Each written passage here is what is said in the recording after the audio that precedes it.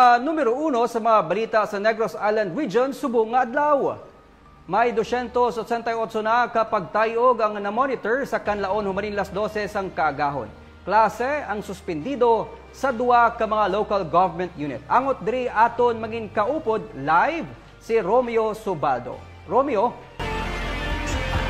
Temporary mo suspend anay ang klase diri sa tanan nga level sa Baruta na Castellana sa private ka public schools no. Hindi kasunod sang na-record nga 288 tanan ka mga pagtayog sa sulod sa bulkan kanlaon nga na monitor sang FIVOX no. According sa LGU, mas gid pa kamayo nila nga i-suspend temporaryo anay ang klase para sa safety man sa tanan-tanan. Samtang ang LGU naman sang Canlaon City, temporaryo man nga nagsuspend sang klase sa tanan nga mga eskwelahan naman nga yara sa sulod sang 4-kilometer permanent danger zone sa Canlaon City. Mayara man sa mandatory evacuation nga gipatuman sa sulod man sa mga ining lugar nga mga mayara sang sa suukon yara sa sulod sang 4-kilometer permanent danger zone. Sini nga hapon nagpatigayon siyang pagsinapol no ang LGU ko upod ang pila ka mga departments para liwat ka i-activate no. Ang malinpas ang unang naglupok ang bulkan Canlaon sang bulan sang Hunyo.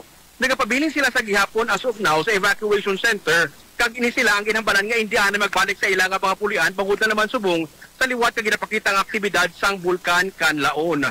No kung today suspended ang klase was according sa DRMO head kasi Ian Diasis padayon sa gihapon nga suspendido ang klase sa tanan nga levels diri sa may Banwa sang La Castellana. Yari ang porsyon sang pahayag ni Ian Diasis ang pamuno sang DRRMO sang Banwa sang La Castellana.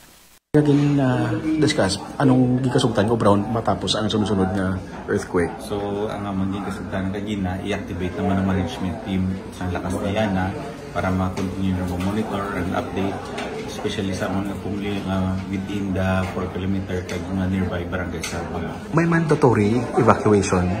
So yes, kita nga mandatory nga within sa 4-kilometer and then ang mga residents nga sila ni harap sila gyapon sa mga evacuation center sa Masulog na more than 2 months na sila. Nagyapon ka pabilin, sila man nagyapon.